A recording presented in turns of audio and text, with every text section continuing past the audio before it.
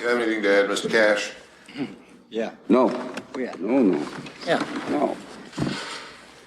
Mr. Tango has spoken very eloquently, and I wish I could be as forgiving.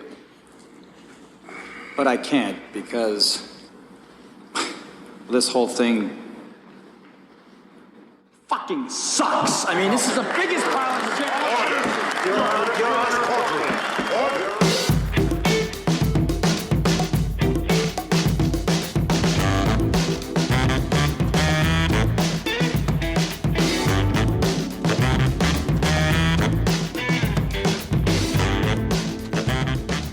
Tango and Cash. Cash and Tango. Katrina and Anna. No, Porter and fuck this. Never mind. It's Katrina Porter.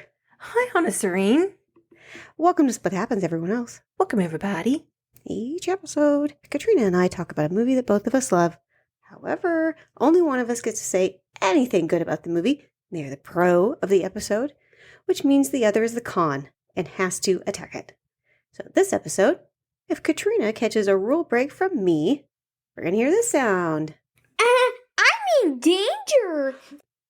I don't know what to say. Oh my gosh. We have so much. We just, happy Viva, it's Dia de los Muertos. We're back recording at Anna's house. So, Stomp, stomp, stomp. you know what gives me a little bit of, Joy.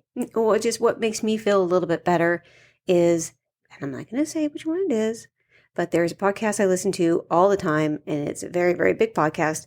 And the other day, the guy was just eating chips, and and they're like the sound is fairly shitty, and it doesn't matter to me whatsoever. So, I'm not going to stress about it. Don't stress about it. No, we can't, because I've got like my whole family and your husband are all upstairs. So I anticipate a lot of stomping. Oh, yeah. Well, he's outside right now.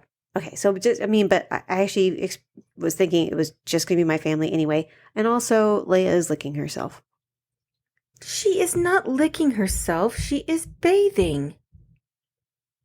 Leia, can you stop? Aww. It does make me it kind of grosses me out a little bit. And it's nothing she's doing wrong. She's not doing anything wrong. She's a sweet girl. But now look at the way she looks at you. Auntie loves you. Yeah, my dog loves you. I'm sorry. Yeah, tell everybody what happened today. I'll tell them. Okay, you go ahead. Yeah. So, Anna, see, now you made her stop and she's going to get down and be all agitated and drink her water real loud. Yep. She's like, I'll show you. Yeah, well,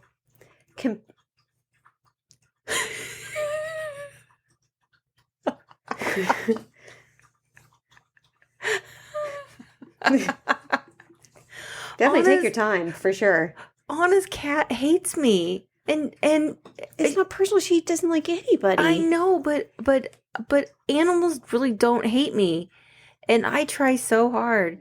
You really do. I try. I say nice things to her all the time. When she's an asshole, I say, it's not your fault. It's not your fault that a dog came into your home. And she just, for the first, 9 years of her life, she had no other animals around her. She was an inside girl. Again, she's too pretty for the outside world. yeah. So I went to the pet store today and asked one of the salespeople at the pet store today, don't give me the cheap shit. I want to know what will make a cat love me. And I got this Probably very expensive. cat knowing treat. you. So I get back here and I'm like, come here, Hazel. Talk to her in my sweet voice, how I always talk to her. And this bitch looks at this treat and literally she doesn't even walk away. She just turns away. She looked at it like it was dog shit. Yeah, she just looked at it like, fuck you. Nice try, peasant. She's like, you ain't gonna take me to no secondary location. She Right. looked at it like you were trying to poison her. And I even made sure that Leia was far, far away. That's true. She's just, she's not very trusting, but also she's an elderly dog. Sorry, she's an elderly cat. And she was a little confused because once it went into her bowl, she ate the shit out of it. Once I put it in her bowl or you put it in her bowl? Once it went into her bowl. By whom? How it ended up there doesn't matter. Can we talk about us drinking Corleo again? Dick Tequila? Yeah. We went back to Dick Island. Well, we had to. Yeah, we had to. God damn it. It's okay. I have religion at my house. I'll bring it next time. If anybody wants to send us religion, we can do that. But, I mean, we can't because I'm not giving out our address. No. Addresses. Dang. Hey, speaking of which, how's your house building going? Okay. What else do we have to talk about? Well, we just finished our Spooktober movies, and now we're into Gobble Gobble season. You know, it's funny. I do a fun fact for my 10-year-old son to take into school every day. Uh-huh. And I was looking up, I was like, maybe there'll be a fun fact for November. And it was like, Guy Fawkes Day is the 5th, and JFK was assassinated in November, and the Jonestown Massacre was in November. I'm like, guys, just need something fun for my 10-year-old. And then I was like, wait, your birthday's in November? And then we're like, oh yeah, on Veterans Day. Yeah, it's Veterans Day. It was a little scarce, a little sparse. Yeah. Yeah. But we just had Halloween. Halloween was yesterday. That's cool. Yeah. Disclaimer. I need to address the button push from the last episode. Here's the thing. I didn't want to do that button push That at is a all. lie. I said, Anna, don't make me, please. This is not a good button push. Please, please, please, Not please. that is not And true. she's like, this is the best button push. I feel so confident about this. I get button pushes all the time. You did say that. And you said, you fucking bitch, you're getting a button push. Probably said that, yeah. And then you just pushed it so fast. I didn't even know it was like whiplash. I didn't even know what happened. No. Here's what had happened was, it is really hard to get a button push on Katrina because even when she's drunk, she is sharp as a goddamn whip. You just can't get one over on her at all. It is tough. And sharp as a whip a thing? Isn't it attack? Sharp as attack? Yeah, sharp as attack. Fast as a whip. I don't know. These. Come on. Anyway, I do have I can release the footage where you're like, it's okay. Go ahead and give me that button push. Because I have it. It does not exist. That's a lie. It most certainly does. And I will release it if only I weren't so goddamn lazy. No. But yeah, it was not a good button push. I knew it. Katrina knew it. Keeve knew it. God knew it. Everybody knew it. It was not a good. It wasn't my strongest. But I didn't want to leave October without a button push, and I was nearing the end of the episode, so I'm like, I gotta get something. And so I was grasping for some button straws, and I will admit it was a bad button push. Okay. I will be pickier. And you kind of have to be, because after we record this one, we are recording Bugsy Malone.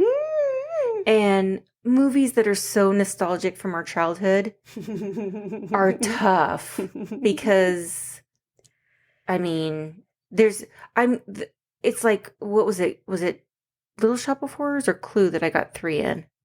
Or 2 or 3? Gosh, I can't even remember. Mary could tell us. Yeah, it was one of those. But, so I'm screwed in Bugsy Malone.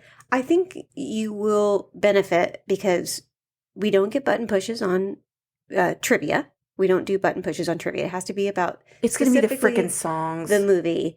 It might be the songs. And but Jodie Foster. The trivia. Who? Jodie Foster. Oh, Jodie. I think you said Tony Foster. So I'm like, that's confusing. It has really, really great trivia, and I cannot wait to tell you for sure. So that's going to be exciting. I kind of gave it away in the beginning in it's Katrina Porter, but do you want to tell everybody what movie we're doing? Yeah, we're doing 1989's Tango and Cash. Tango.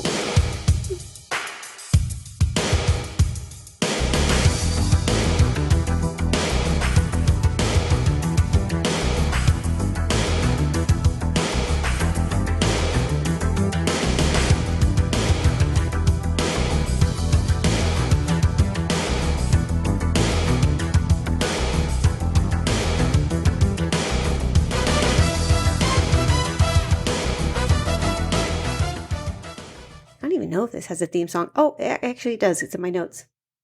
Oh, hush. This was one of 2 films that were the last 2 films released in 1989. Oh, no shit. Yeah, probably because all the coke was used up. Oh, all of it. So, Was it Gary Busey? I just assume. I mean, Was it also? It must have been a December release. it was like December 22nd. It's wow. like this and Always. Oh, I know. Which has John Goodman, Mhm. Richard Dreyfuss, Holly Hunter. It has Audrey Hepburn, I think. Is that in it. right? I believe so, and I think her name is Hap, if I remember correctly. Oh. It has been literally since that movie came out. Yeah. So, but I think it's sticking out to me because I believe it was one of her last movies. Mm. Boy, was it great! That one was great. Very, very sweet. Yeah. We're not going to do that. No. We don't do bummer movies. It had a budget of $54 million. Always. That sounds right. No. Oh. Tango and Cash. Wait, and how much? 50 what? 54 million. Jesus Christ. Where did that go into? Oh, I know, rats. Oh, stop. No explosions. There are a lot of explosions. And that dance number. Wow, we will definitely be going over that. I hope Although so. I'm going to go ahead and just say I don't think hardly any of the budget went towards that. The prison. Mm. Mm-hmm. Mm-hmm. And Suits. Tank tops. So why are we doing Tango and Cash specifically? Sorry to make you repeat it, but We're doing Tango and Cash because when we did Face Off, we were trying to give hints for it. And our big hint was it's one of those rare movies where it has 2 well, maybe this isn't rare. It seemed rare to us when we were doing it at the time, where there's 2 main like heavy power action stars. Usually you have like an Arnold Schwarzenegger, which is, the marquee guy, or you have a Bruce Willis, or you have a Mel Gibson. But Face Off had John Travolta and Nicolas Cage. So we were giving hints, and Doug in Iowa guessed Tango and Cash. And we're like, oh, that's a great guess. And also, that movie is great. Let's do that one. Yeah. So do they get equal billing? I assume. Wow. Yeah. Okay. Wow. Yeah. I can't even imagine what like the negotiations were like. Since there's so many, I mean, even though, and we'll get into it. I know you have really, really great trivia on this, but I gotta assume there's some pretty big egos, just generally when it comes to Hollywood.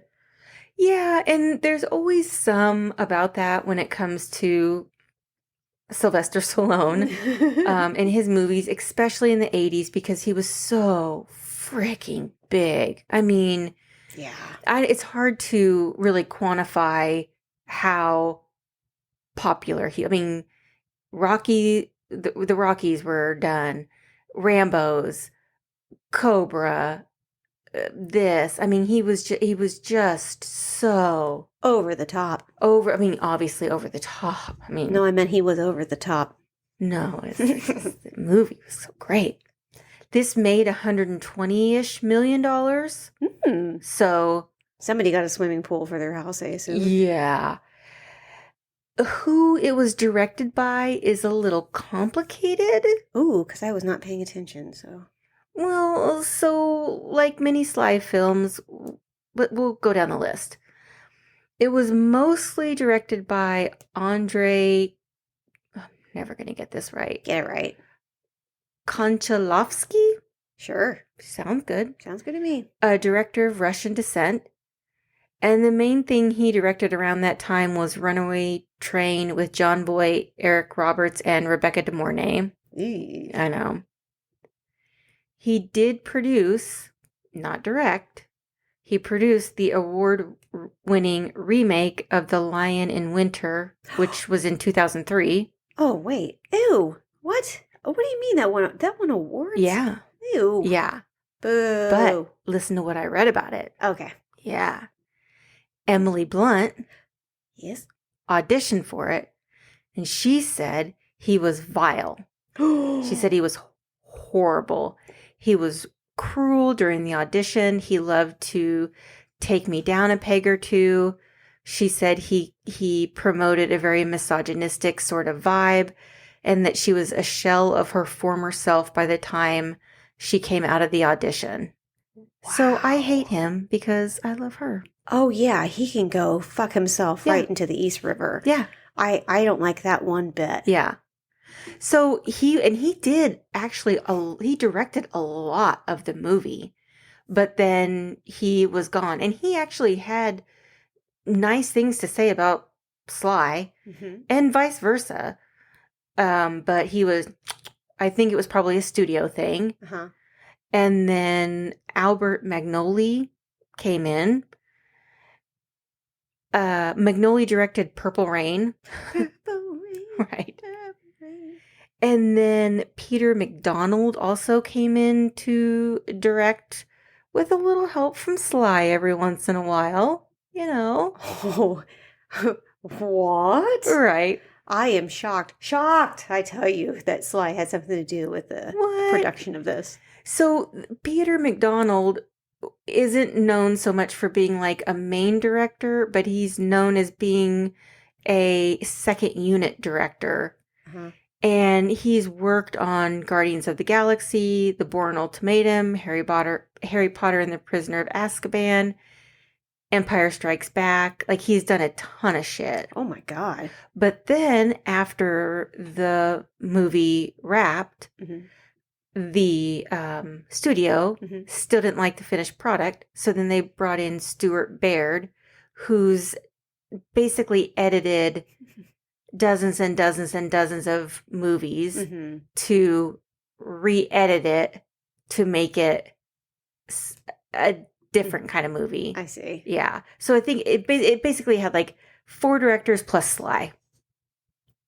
Interesting. Yeah. And we talk a little bit about it in Tombstone, but if I remember correctly, Sly had some advice for Kurt Russell, and this was probably because they were on this movie. They had very complimentary things to say about each other. Well, then and go, please, once again, if you haven't listened to it, please go back and listen to the Tombstone episodes, one of my favorites. And he had Sly helped his buddy Kurt Russell with some of the problems that they were having on that movie, Mm-hmm. for sure. I will tell you that as far as like complicated director thing where like another director had to come in after another director, I will be going over something similar with that in Bugsy Malone, specifically with Bryan Singer.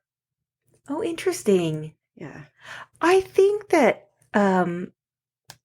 Sly. That sounds kind of weird saying that, but it's Sly. Oh, Sly. Call my buddy Sly. Why not? He's a good friend of the podcast, Sly. He knows what people like to watch. I mean, he is a good filmmaker. He's a good entertainer. Yes. Do people realize he wrote Rocky? I know. Which is mind-boggling Mhm. to think about. But he wrote that shit. So anybody that tries to discredit him, yes, he did Cliffhanger. Yes, he did Stop or My Mom Will Shoot. We went over that already with Arnold. But he's absolutely talented. Thank God I can say that now. I am a little worried about getting a button push in this movie. Really? Yeah, I had to edit my notes quite a few times and Ooh. can't say that. If you want to know who wrote the movie we ended up with, No one really knows. But one person doesn't want to be credited for it, and that's Jeffrey Boehm, who worked on the scripts for 2 of the Lethal Weapon films. What a tight ass. I know. What, is he too good for Tango and Cash? Cash and Tango. Yeah, but he was like, he either didn't like the draft or he didn't like the film, but he was like, do not credit me for this movie. Honestly. Randy Feldman wrote the original screenplay, which was called The Setup, and was the working title for the movie for a while. No, Tango and Cash is better. Oh, yeah. But I'm going to go out on a ledge and assume this is markedly different than that script. I'm going to go ahead and, I don't know anything, but I'm going to go ahead and second that. There must have been enough of his script left because when award season came around... What? No. What do you mean? I'm actually not laughing at that. I'm laughing at, like, somebody trying to weasel in some credit whenever award season comes around. Yeah, Randy Feldman. He was the man getting nominated for the award for worst screenplay at the Razzies. Oh, yeah, now I can see why he would want to distance himself from that. He lost out to Harlem Nights. Oh, those bitches. I didn't love Harlem Nights, actually. No one did. But I will say that the funniest award they've ever given was to Halle Berry, her Catwoman, because she had just won an Oscar, if I remember correctly, for Monsters Ball, and she fucking showed up to the Razzies and gave like a very tongue-in-cheek, serious acceptance speech, which, good on her, because, Right. But, and I know how I feel about Catwoman. That's on my list, right, of my hated movies. Mm-hmm. Yeah. I've made you say something about it before. Yes. Now I remember. Oh, gosh. I hope you remember some of my hated movies, because, again, I'm a little worried about this one. Well, that's all the pre-synopsis trivia I have. Okay, well, I am ready to get into it. Just one more real quick thing. I wanted to, again, even though it's past or belated at this point, but happy birthday, Jesse Wagner. Oh, yes. Anna, you did such a sweet post for her. I try to do a lot of the Instagram stuff, but I was like, I don't want to screw this up. And so I was like, Anna, please do the birthday post for Jesse because I want it to be really good. Oh, gosh, she's so wonderful. Yeah. So anyway, I wanted to get that out. All right. Well, I'm fuck it. I'm ready to get in. So play the fucking song.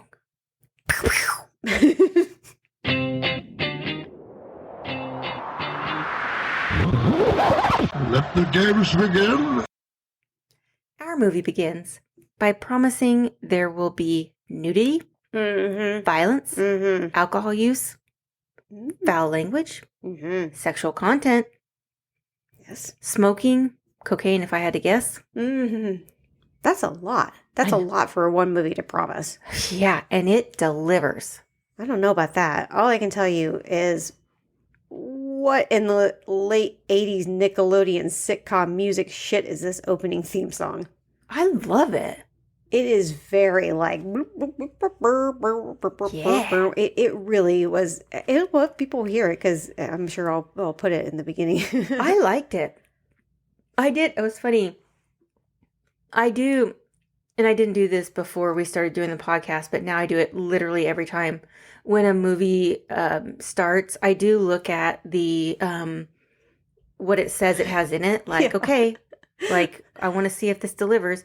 And when I saw nudity, I was like, I don't remember any nudity in Tango and Cash. And then when it came up, I was like, what do? Oh, titties.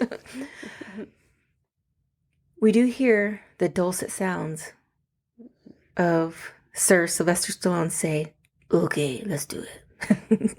God damn it.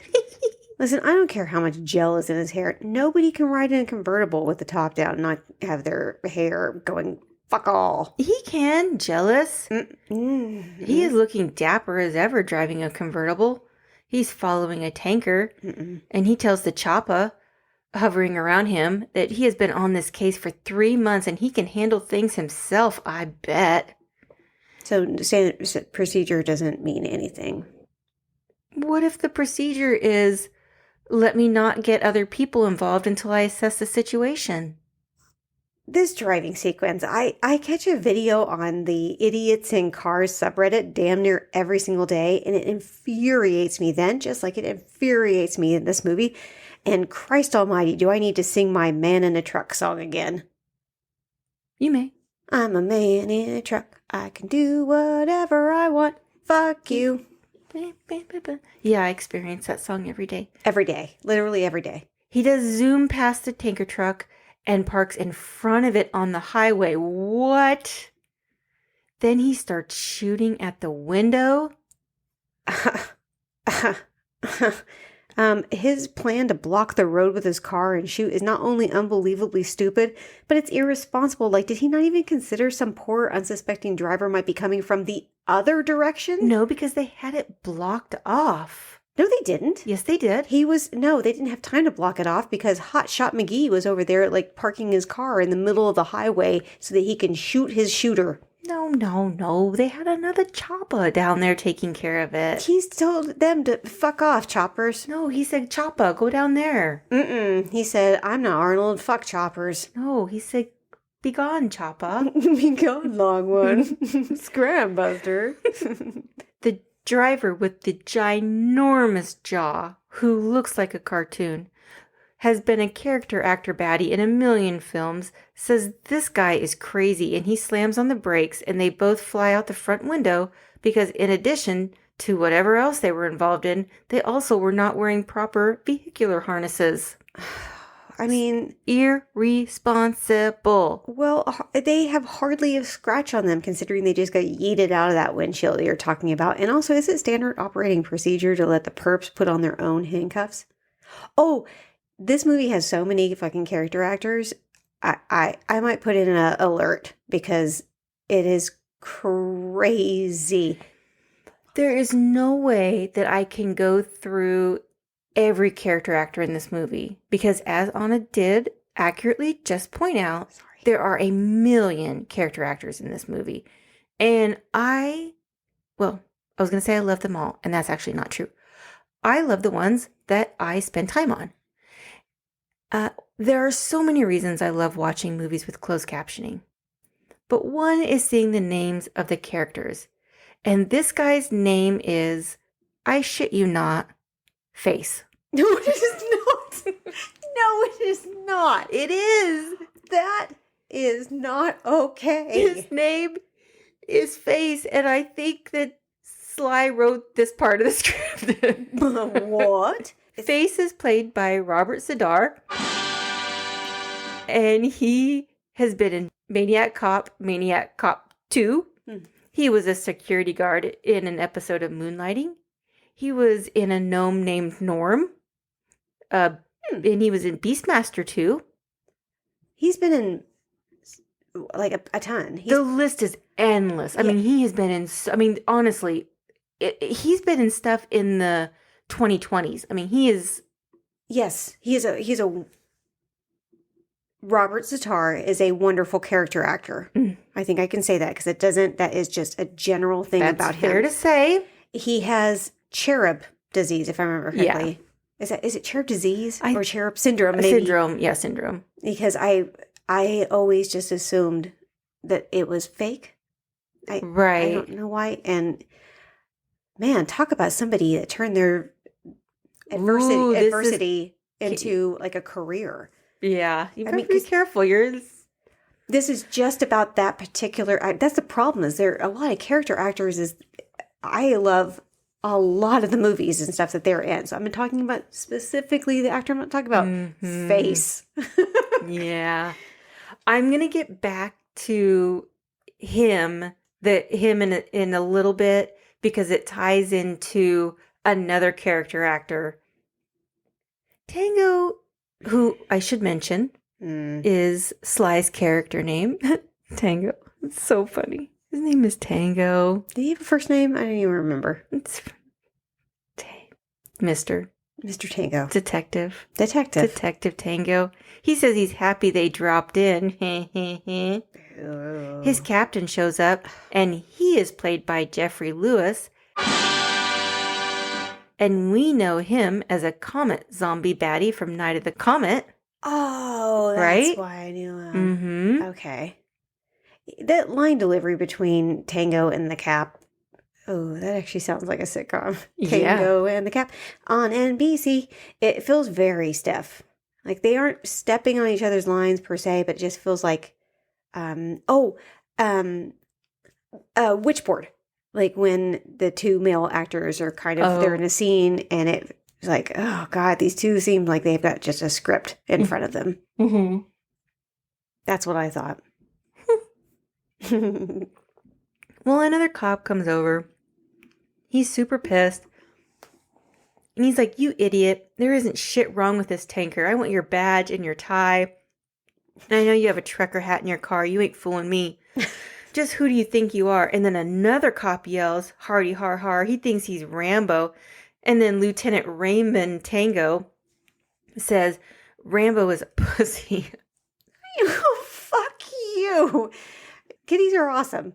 I think that's funny. I thought it was funny. Oh, you know who else thinks it's funny? What? Tango. He thinks he is I hilarious. thought it was funny. And I think your attitude is funny. Oh, good. And then he shoots the side of the tanker and a bunch of coke comes pouring out. And for the 80s, that is like a capital offense. He is reckless, man. He is just, it's, you know, that dance like no one's watching or whatever. He is just copping like no one cares. I am surprised they don't have a separate task force that is just for stopping people from wasting coke. Like, you know, it was the end of the 80s. They were, you know, it's like the disco sucks thing. You know, it was starting to go out of fashion. I can't even remember what the drugs were in the 90s that were so popular besides weed. Right, like that's the thing. Like, we're going to tighten this up in the 90s and move on to something way worse, like heroin. But for now, you either snort it or pass it. No wasty.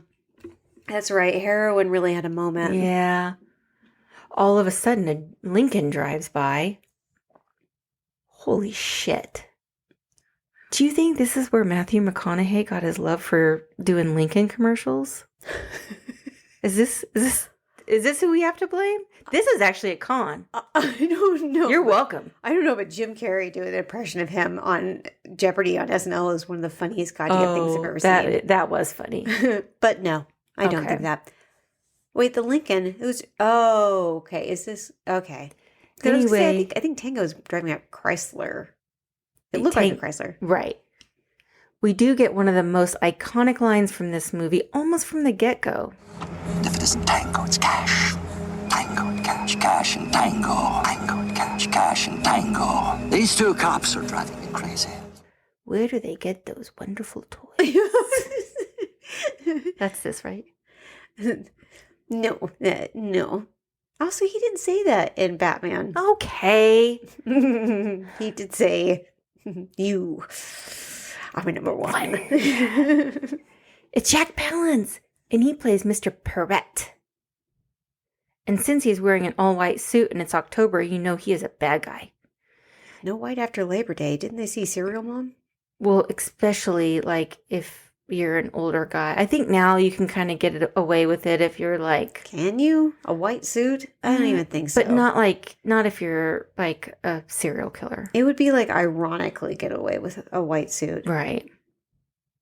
Oh, I know somebody who wore a white suit really, really well. Celine Dion? No, yes, but also no. I'm thinking of the one of the owners of the Pentagoet Inn.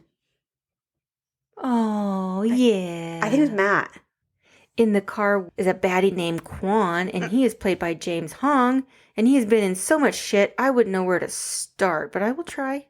Character actor alert. He was in Big Trouble Little China with K-Russ. He was also in the Kung Fu Panda movies. He was most recently in Everything Everywhere All at Once.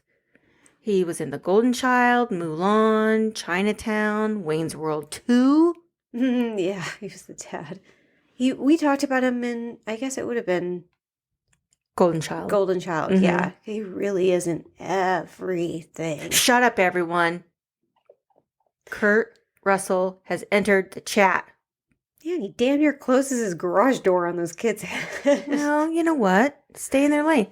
He comes home and he sees the newspaper with the headline about Tango's recent bust, and he has a little laugh over it. But then, holy shit, a bad guy shoots him a bunch, and then a pursuit ensues after Cash borrows someone's car very politely. Thankfully, Cash has a bulletproof vest on, so he can go after this asshole. We get our first boobies of the movie. Nope. Whoa. I want to know how he is running. And I understand that you said he has a bulletproof vest. He was just shot. He had a bulletproof vest. Yeah. But that doesn't mean you are completely immune to any pain. I thought that was like really painful, even if you're shot with a bulletproof vest. It's twice. It's painful, but it's like getting punched. He didn't have any problem. Like he didn't have one problem like going after him. And that seemed like there's no way, right? There's no way. No, there's a way. And also possibly, apparently you can steal and wreck a civilian's car if you just yell, police business. Yeah.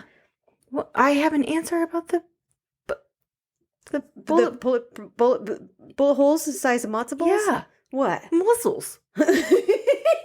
If you cut muscles, they'll stop anything. well, underneath a vest, it's like the vest is here, and then the muscles are here, and it's like He gets shot like at what is it? Not free range. I'm a chef. point blank range. Point blank range. I was thinking like chickens. I thought you were talking about a stove. Like eggs. Free range. Yeah, he's like shot really, really close. I just feel like that would have been more of a, oh, ouch, and less running. I mean, it's the adrenaline also. Adrenaline can do a lot of shit. Your face. Oh. We do get our first boobies of the movie from a lady having some sexy time with her fella in the back of a car in the parking garage. Why? When is this ever a fun idea? I know So glad. I know you had this story. I did. But I knew you were going to know. I with the parking, like, yeah, sex in the parking garage. Because I was walking to my car the other day, which is in the parking garage, and there was a car parked next to me. And in the back seat, it looked like maybe like a child's face, like movement. I mean, you couldn't really see because it was just kind of blurry or whatever in the back of the seat. And so I was walking and I'm like, oh God, is that like just like a child, like alone in a backseat? I'm like, well, I can't leave. So I'm like peeking around and like really trying to get a good look. And then I go almost in front of the car to look directly in the car. And it was a woman giving man head. what? This was at like 1:00 in the afternoon. In the parking lot downtown? Yes. And the windows were all kind of fogged up. And I'm not sure why I thought that was like a child's. Way to bury the lead. Face. I can't believe that we had dinner. You didn't tell me the story. This was weeks ago. What? I forgot. The point is so when I realized that, you would think I'd been like, oh, and then walk away. But I stood there paralyzed watching somebody give head. Not because I was fascinated. Of course I was fascinated. Everybody would be, hey, I just didn't know what to do. And I'm like, oh no, they saw me see them.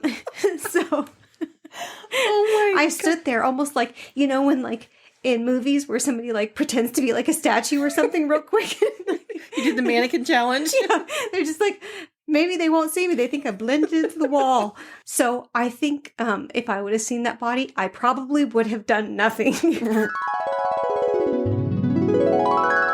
Can an anonymous person, or if you just want to not be anonymous, say, tell me, when is this a fun idea? Not never does this sound like a fun idea. Never. Absolutely never. And he destroys another car, Tango does. Not because of the titties. It's not even because of the titties. He's not even distracted the titties. It's just, he just wants to destroy cars like it's a goddamn bumper car. No, he doesn't. He's trying to get the bad guy. He did try to shoot him in his home. Yeah. So the innocent civilians have to pay the price? It's time to pay the price? I think these innocent civilians want this guy off the streets. Do they? I think they want to have sex in a car and get their groceries home like that one feller did. No. Cash does chase the gunman down, who is played by Philip Tan. He has, like so many people in this movie, been in a million things. Character actor alert. Like Batman, Bloodsport 2, Wait, what? Time Cop 2, Oh, so he's a JCVD fan? Surf Ninjas. He's a surf fan? He just loves ninjas. What can you say? Kurt Russell was originally considered and offered the role of Martin Riggs in Lethal Weapon. Really? Just thought I'd drop that little gem there. Again, trivia. That is awesome. But he turned it down, and it went to Mel Gibson, with whom he worked on Tequila Sunrise with. His character in this film is loosely based on Martin Riggs. Years later, Sylvester Stallone offered the role of Mr. Church to Kurt Russell in The Expendables. Oh. In 2010, Russell declined, and then that role went to Bruce Willis. I have to admit, I've never seen The Expendables. I like it. I imagine so. For a person that likes action movies.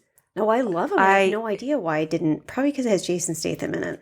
I have opinions on him. We'll get to him soon. Okay. Well, can I give you a quick list of actors who were considered for the role? I was hoping that you would.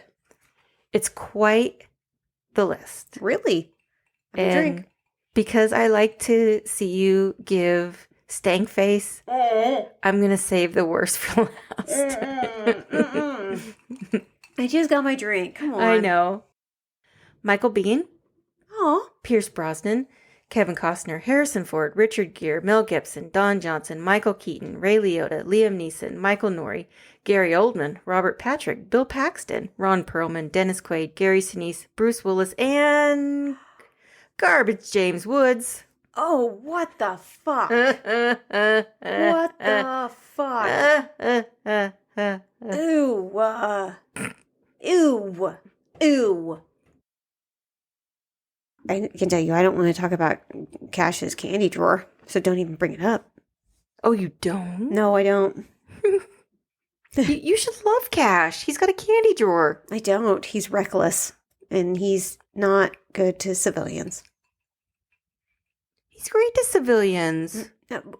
Great at wrecking their car, you mean? Oh, This is ridiculous. I think he probably knew that person wanted a new car, so you're welcome. And then the other car that he smashed his car into? They wanted a new one also. Wait, didn't the guy specifically say, don't mess up my car or something like that? Or what now? What? He How was am I supposed to get fooling. home?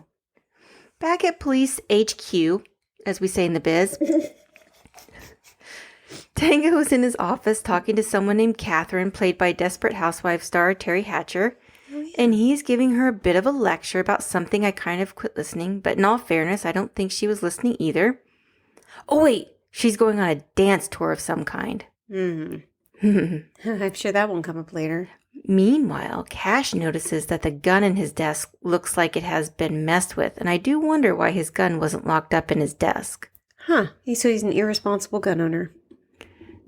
No. Sounds like he is. Cash has an opportunity to question the perp that tried to kill him. Oh, in an interrogation room. Well, you know what? In therapy, I'm always saying I got to meet people where they're at. Where's he at? In the bathroom. Oh, okay. I want to know why there's a chair and a desk in the bathroom. Well, this bathroom is sort of like, it's a hybrid. It's a hybrid, really. It's a bathroom / office. Really? I would love that. Would you really? Yes. No, you would not. For myself. It would be filthy in there, and you know it. You wouldn't want to be in there while people are going poop. Well, no, I would love for myself to have a desk, and then if I needed to just pee, I could just pop over and pee and then sit back at my desk. Well, the desk is located just 3 feet away from urinals. I'm sure that's going to smell great. No. Desk, not urinals. Urinal. There was one urinal? That's what I would like. But you don't use a urinal. But I'm talking about what I would like. But I'm saying that this is ridiculous. Wow. How did they possibly get away with it? Like, just putting a desk and a chair in the fucking bathroom. Anna, but I'm talking about what I would like. Oh, okay. So that's why this is fine. Obviously. Mm-mm. It is. No. That perp says there's a deal going down that evening and cut to Tango getting the same information from his lieutenant. Sus. I tell ya, this movie is full of character actors because next we see a big-ass warehouse and a new baddie named Rakeen, Stupid name. played by constant baddie Brian James, who was in Another 48 Hours, Enemy Mine, Blade Runner, Time Runner, Steel Dawn. He finally got to be a good guy in The Fifth Element. I mean, he's in it so briefly. I barely remember him. Well, it's funny you say that. Oh, shit. When Brian James was originally hired to play Rakeen, it was a very, very, very, very, very small role. Like he had 2 lines and that was it. Uh-huh. But in an effort to give the character something that would make him stand out, James decided to speak in a horrible Cockney accent. Horrible. Right. Absolutely horrible. Which Sly loved. Really? So he rewrote the script to give Rakeen a much bigger role. That seems like bullshit. Not from me. I'm saying you're making things up. I'm saying that seems like something that specifically Brian James made up. Like, he liked my accent so much. No. Sylvester Stallone admitted that's what happened. That's weird. And also, yeah, it is a horrible accent. It is so, at first I didn't know if he was going for Australian or if he was going for English or what, but it doesn't matter. Either way, it's wrong. Well, you know what? If it works for one person, it works for 2 persons. Because it also worked for Face. Robert, did you pick up that he had an accent also? I thought he was Australian. No, he's from Chicago. No, I think he was originally from Australia. No, he's from I Chicago. don't think so. And no, he was supposed to just be in that opening scene. Mm-hmm. But So basically, you just have to have a bad accent, and Sly's like, I love it. so the script got rewritten to give him more scenes. I bet all of the other character actors They're like, fuck, I can do an accent. all the extras are like, I can do an accent. They're like me. They're like me running around the I almost said script. Running around the set, trying desperately to get through an accent. I'd be like, okay, I'm just gonna watch DuckTales. We're Scrooge McDuck. Woo! I think that's funny. I think you're funny looking. Oh. You're not. You're beautiful. Rakeen and his buddy Quan are chatting with Mr. Parrot. They're getting ready to set up Tango and Cash as some fall guys because Parrot is pissed about these 2 acting a fool with his nose candy. And then he does some not weird shit with a couple mice. Okay. First of all, is it Parrot or Perrette? Because Parrot. oh shit, I'm gonna have to change my notes a few times. Also, why not one gigantic TV rather than like 30 small ones stacked up? I didn't understand that. And also, why does he keep mice in his desk? And who has a mouse maze in their bar? Can you imagine requesting that to like the decorator? And also, it 100% reminded me of the I Think You Should Leave skit where she's like, I'm a rat mom. I have answers. I mean, thank God. Are you Okay. just asking questions or? Yeah, I'm asking so many questions. Okay. So the 30 TVs, Yes. NFL Sunday. So you have all those TVs, so then you can watch all the different games on Sunday and you can see all the scores. So that's The rat guy? yeah. You think the rat guy is into the NFL games? Yes. I don't think so. Absolutely. If nothing else, he's betting on them. Jack Palance? Yeah. I don't know. Yes. I'll take the Lions. If we have learned anything so far Mm. from the trivia I have provided, I've learned almost nothing. that is rude. And you take that back. No, I definitely take it back. I've learned a lot, and it's been very interesting. It is that Sly is suggestible and also will do what Jack Palance wants. So gullible. Not gullible. If someone will do an accent, he will give them more lines. And if Jack Palance came up with an idea of having his characters use rats during a visit that he had with his grandchildren at the LA petting zoo weeks before filming started, the director and the cast were like, okay, because then Palance just showed up during the read-through with 2 rats in a briefcase. No one was really keen on it. They didn't really love the rat metaphor, but Palance had already had the rat maze table made at his own expense, so they felt like they couldn't challenge him. So it was in the movie. What the fuck? You guys don't have to get balanced. You can say no. Oh my God. Are you serious? Yeah. I don't even know where to start. That is so absolutely bonkers. That is absolutely bonkers. It was Jack Palance at the point of his career where he's like, say no to me. I dare ya. You know what's a little bit crazier than that? Crazier than a fucking rat maze that you bring in yourself? That he did this and he kind of forced this on the movie, and after this movie was over, he went on like Tonight Show and he was like, yeah, I didn't really like doing the movie. Fucker. He got a shit on it. He's like, I fucking hate mice. Yeah, I fucking hate rats. Yeah, I really didn't. I just thought it was kind of funny.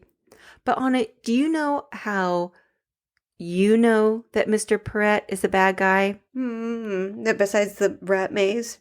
There's something else. In his bar rather than just booze? Yeah. What? He said, quick and easy, that's how you bake a cake. What a monster. I am furious. Furious, I say. I took umbrage at that for you. Thank you. That's For not you. cake. That's a quick bread. Fuck him. Fuck everybody. Now I want cake. Fuck you.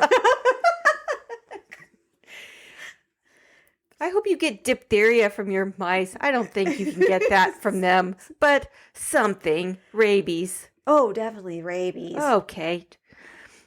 I don't know. I mean, there's probably people that like rats out there. So, I mean, that's your thing. So good for you, I guess.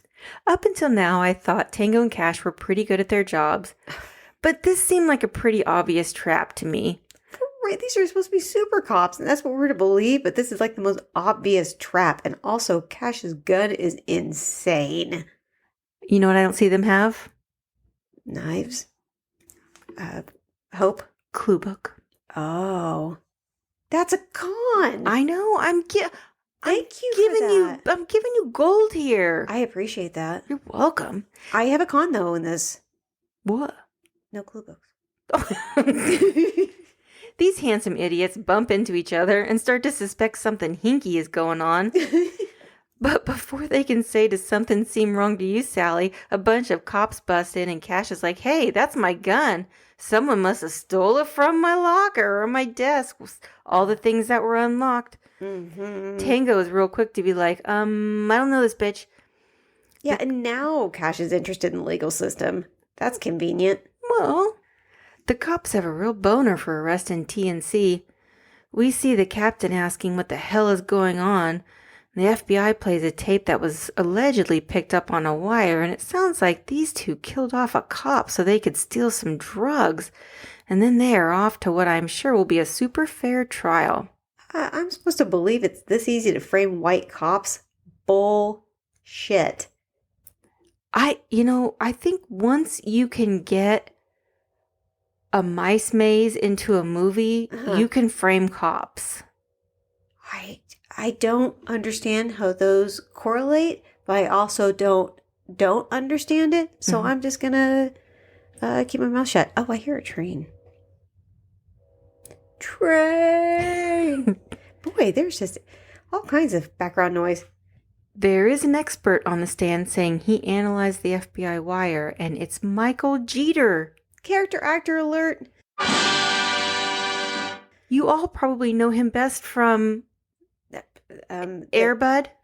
Oh, I was thinking the Fisher King. I was kidding. Green Mile.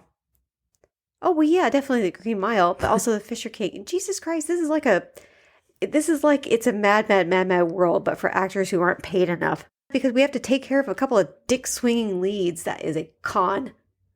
Well, and the mice. And the mice. Yeah, and the mice. These, oh my God. Also, somebody says scarecrow. Like square, it says squarecrow. I think that's racist, I think. I didn't write that down. I did, because I know it because my autocorrect tried to change it like 18 times. TNC's attorneys want them to... TNC sounds like the Music Factory. Yeah, it does. It's gonna make you sweat. Dun, dun, dun. Want them to cop a plea because it looks like they're fucked. And if they do, they get 18 months in minimum security. Which actually sounds like a pretty sweet deal considering they are likely to be convicted for killing a cop. Tango has some nerve calling Cash a glory hound hot dog.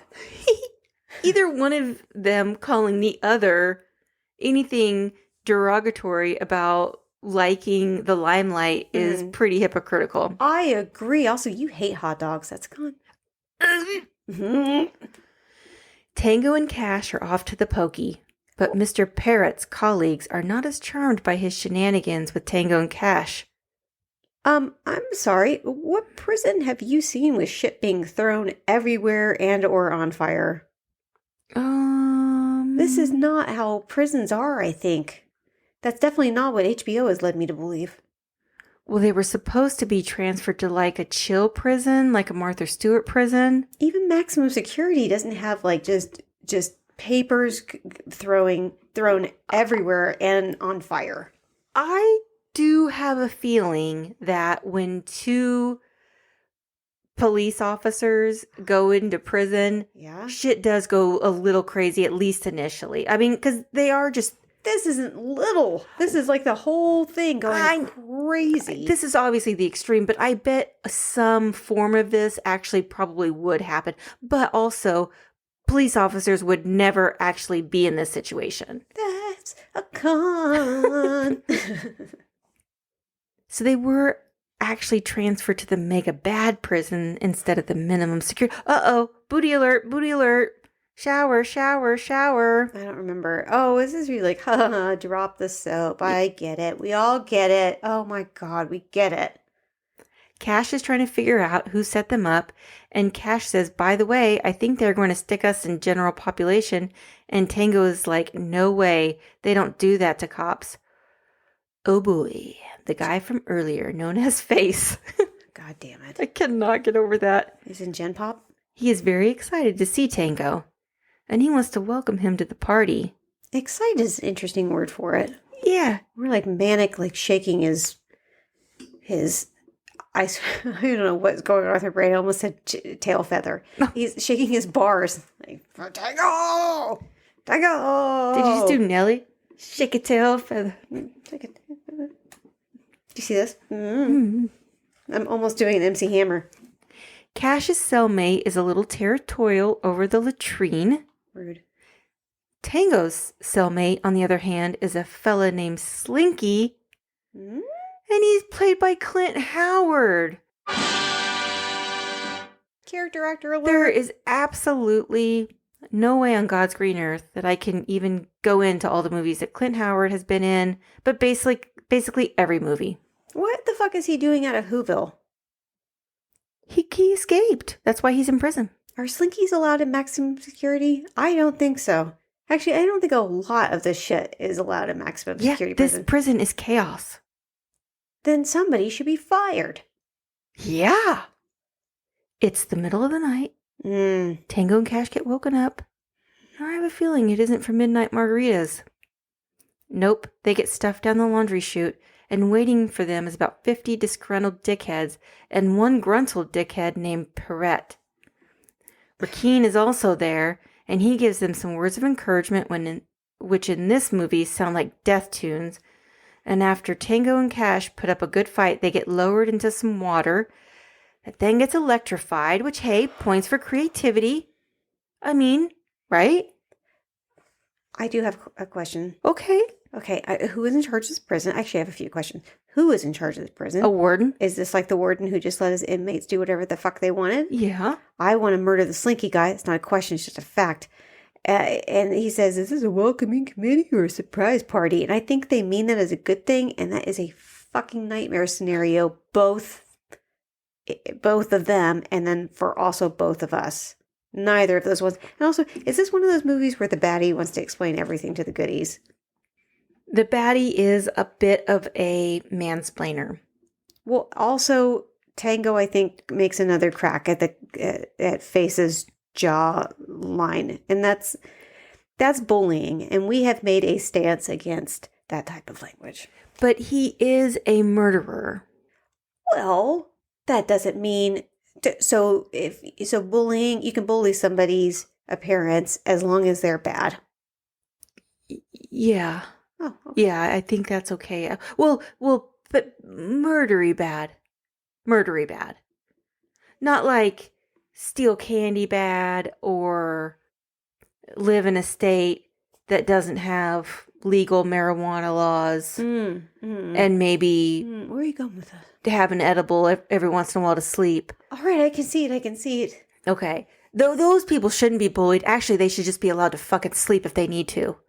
Speaking of fucking, would Tango and Cash just fuck already? Honestly, this is the sexual tension between the two of them is just... Agreed. I'm exhausted by it. Kiss already. Does this prison not have a dress code at all? I mean, it's obviously unruly, but there has to be at least a little bit of order.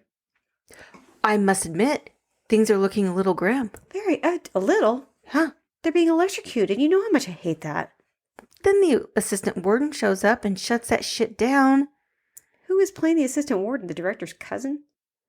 Well, it's Cash's buddy. He is awful. Oh, he's not on there long. They they ran out of character actors? Yeah. Well, They just spent all that money on Tango suits. He says you basically only have one choice, and that is to escape. He shows them the schematics for the prison and says you got to go through the ventilation system.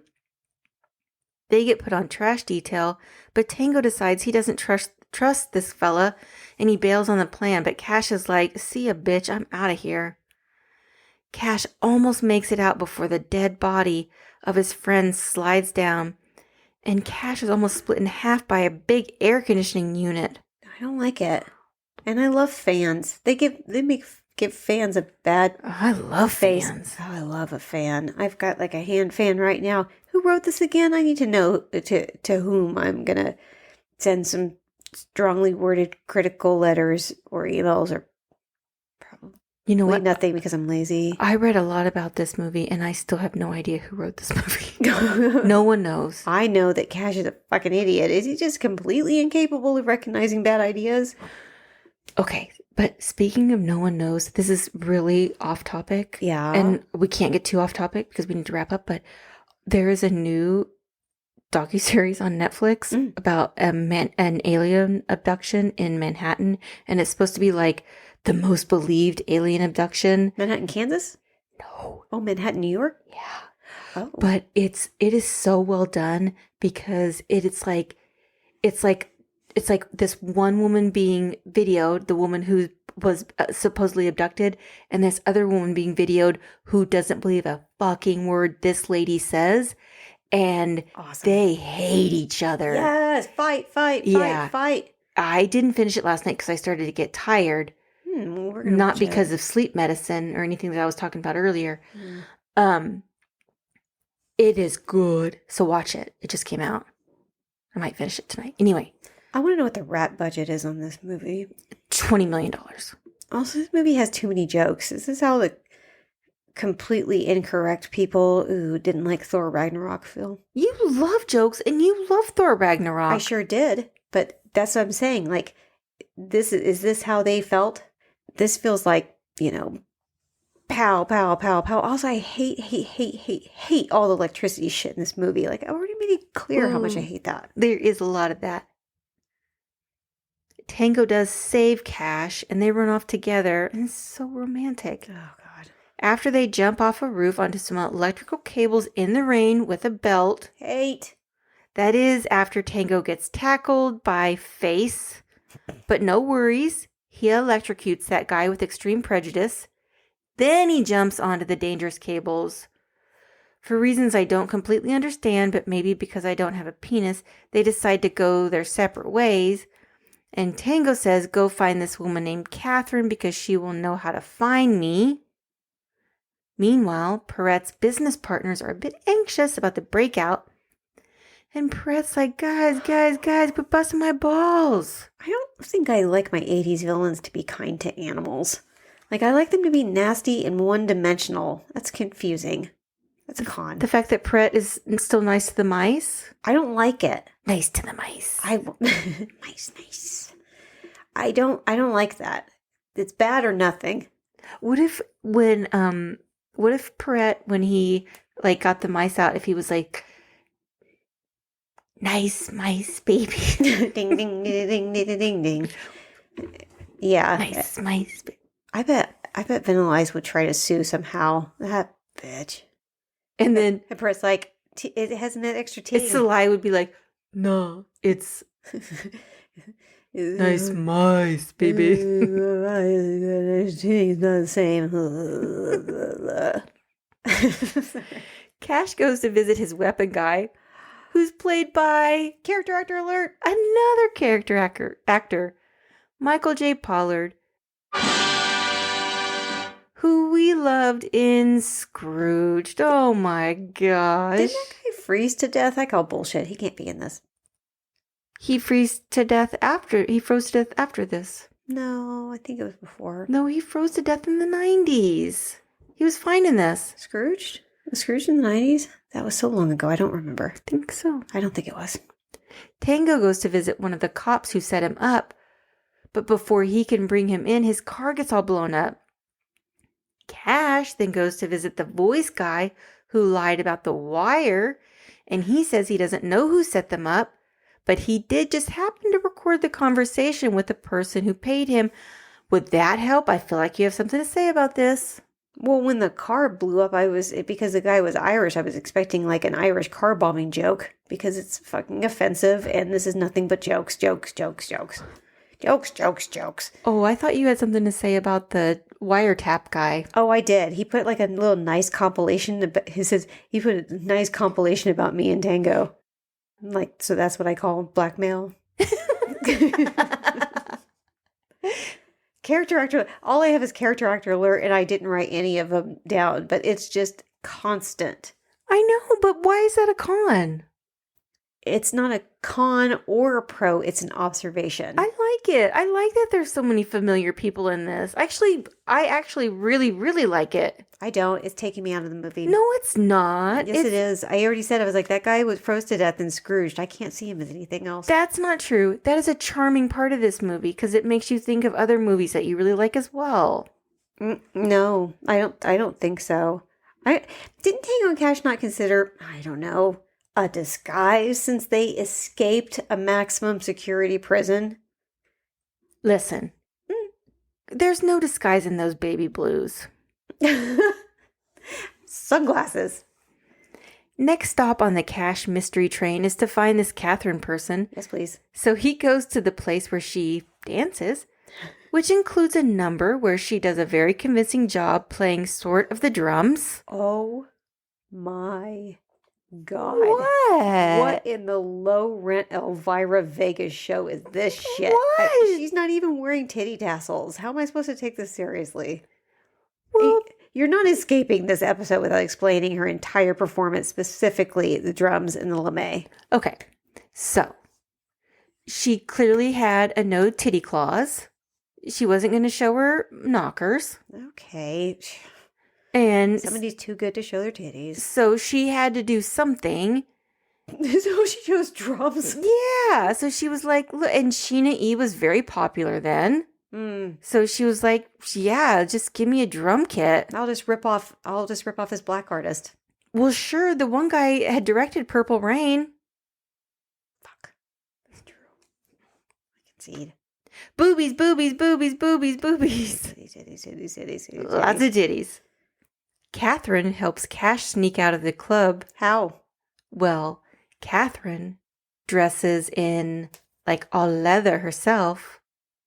Mm-hmm. And then Cash Go on. dresses kind of in drag. Kinda. Mm-hmm. Fully in drag. Fully in drag. Yeah. Easily the worst looking man in drag I've ever seen. Like, that is convincing. No, he has 5 o'clock shadow. What? And also they're like dykes on bikes. I mean. I didn't like that. And Queen for a Day. Also, Rakeen. Is it Rakeen? Is that his name? Yeah. I don't like it. It's so stupid. My autocorrect changed it to Requiem like 3 times. Have I mentioned this is an award-nominated film? What? No, it isn't. Oh, for Razzies? Sly was nominated for Best Actor at the Razzies, Oh, God. Was Kurt Russell pissed? but he lost out to William Shatner for The Final Frontier. Was Kurt Russell not even nominated? Don't worry. Sly did win Worst Actor of the Decade. I can't fucking breathe. So he wasn't too hurt about this. He wasn't sore. He wasn't too sore because these were the 1990 Razzies, and so this was like the 1980s. So That's quite an accomplishment, Sly. right, yeah. Now you asked, was Kurt Russell sore? No, because he was nominated for Worst Supporting Actress Actress? Oh, God damn it. for playing drag. You know what? That's fucking fair. However, Brooke Shields won for Speed Zone. What the hell is Speed I don't Zone? know. Okay, well, I guess that answers that. Catherine and Cash are having some back rub time, and it sounds like things are getting a little hot and bothered. And Tango shows up and is pissed at this scenario. He also notices that his captain is in the backyard, and he says, "Listen, you idiots, you have 24 hours to get this shit figured out." Cash figures out that Catherine is actually his sister, not his girlfriend. He seems pretty relieved by that. Tangos, yeah. Oh, yeah, Tango. What did I say? Which is his, and I just wanted to clarify. Yeah. Who is it that uses like a bullet thing that transforms into a lockpick? Like, how is that less conspicuous than a lockpick? Mm-hmm. Somebody just carrying a bullet around their pocket is way less conspicuous than just a lockpick. Thank you. Concede. Cash is a real charmer, and he lets Catherine know that once things get all figured out, he would like to take her on a nice romantic date to the ballpark. Now, would I like that? Yeah. Yes, but I'm basically a less cute version of Mary from There's Something About Mary, except I have no interest in golf. Tango and Cash use their own tactics to motivate Joaquin to talk, and in their defense, motivational interviewing was very new then, and also coke. Where did Tango get a grenade? Like, is it like his bullet? Like, it's actually just a baseball or some stupid shit like that? I think he was probably in the military. It's a fake grenade, correct? Or no? I bet, like most of us, he was a big Pee Wee Herman fan. What does that have to do with grenade? He liked fake gags. You know what? So is Carrot Top. Oh, Yeah. stop it. Concede. No, you brought up Carrot Top. I didn't. Well, That's you. No, I mean, they brought up the stupid prop comedy shit. No. They take a kick-ass, souped-up truck to Perrette's compound, and what I like about these two chuckleheads is that high-intensity situations do not make them lose their sense of humor or their ability to josh with each other. I didn't think any vehicle could look more ridiculous than the Cybertruck, but here we are. I don't think that truck looks more ridiculous than the Cybertruck. It is real close. I don't like how much they're taking advantage of Owen, the guy that made the truck. He seems like somebody that just can't say no to people, and they steamroll right all over him. No, Owen is going to be so happy that truck saved so many people's one life. Even for eccentric white villains, I find this fortress location perplexing. He has villain monster trucks. Well, it's mice. He has mice. He's a strange fella. He also has those big wheel tractor. I don't know about equipment vehicles, but are they called equipment vehicles? he has the why? Why does he have all of You're that? such we are rubes. Like we don't. We has what are those wheelie? Well, I don't know what they are. It's some equipment vehicles. Yeah. ORV bullet holes. I don't know. We don't know things. They sure do make a lot of little dick jokes to each other. I think that's funny though, and I also like the Perrette. Sounds like Barrette, which is kind of frilly, like he's a drug dealer and a murderer, but he also likes accessories. I think that more male villains should lean into that. Like, I will kill everyone, but I will get a shoe shine first. Or, like, like, stop. Or my mom will shoot. I need a tailor. I need something on my lapel. Oh, there are, yeah. I mean, aren't there the Joker? Right. He's one. Yeah. You are my number one. Which one of them was like, Perrette's got to be in there? Oh, you think? It's literally the only building in a gigantic pit. It's got a big P on it with some mice around it. So opposite sides, like, no bad things here. No mice here. Okay, so at this point, my Google history was getting really interesting. Ooh. So it's like, is nitrous oxide flammable? No. What happens if a vehicle runs over a gun? Nothing. Can you still hold a gun if you're shot in the arm? Yes. How many calories are onion rings? I was hungry. Probably, a onion ring? Onion rings. I had many.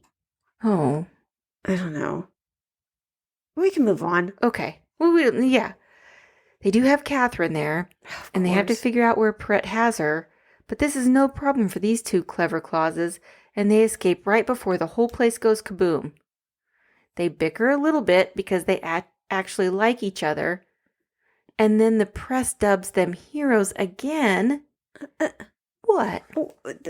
Here we go again with the female being completely worthless and a liability, and they're like, oh, here goes that pollution. It's that kind of flippant attitude about pollution that has us with the temperature almost unbearable in October. Now it's November and it's gotten a little bit better, but it was goddamn ridiculous. And it's because of this movie that's gone. It's not because of this movie.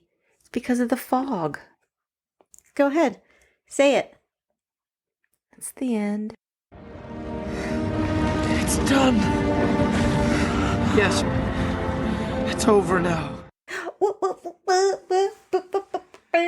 I thought for sure I was gonna get a button push, and I was prepared because I really actually, like, not that I wanted one, but my son Finn re-recorded some of the people will probably hear it actually at this point because it'll be in the beginning, but my son Finn recorded some things for us to use for our sound effects, which is awesome. Mm-hmm. That's right. And less copyright infringement problematic. You will probably hear it in the next one because, as I said, I'm worried about Bugsy Malone, so we will see. We are changing up our third movie this month. Let's not say what it is yet. We're not going to say what it is yet, but I did some more thinking about it, and I decided to not do The Princess Bride. It's true. For my anniversary. Yeah, I gotta be honest. As much as I love that movie, I'm kind of glad because I have no idea how I was going to attack that. Right. It just didn't fit. Ty and I don't watch romantic movies. We watch murder movies. And Tango and Cash and action. Yeah, and action movies. So that didn't really fit us. No. So we went with something else. That fits a little bit better? Yeah. Yeah, it does. Tango and Cash, what a fun fucking This was movie. hysterical. I love this movie. Oh, thank you, Doug, for bringing it up and reminding us this movie exists because, God, it was fun. So good. It really was so good. So good. So cute. Yeah.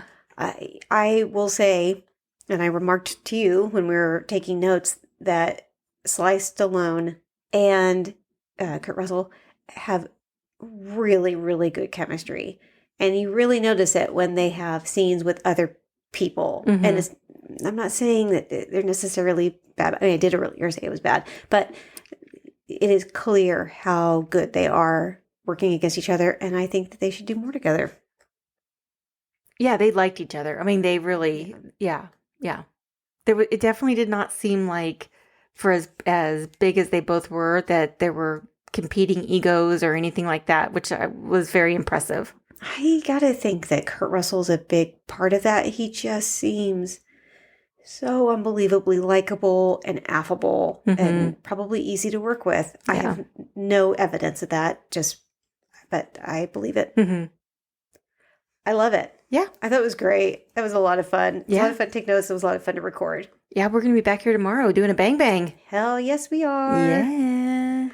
Well, and I guess until we do that, I'm going to go drink about it a All little right. bit more. Goodbye, Katrina Porter. Bye, Miss Wayne. Goodbye, everyone. Bye.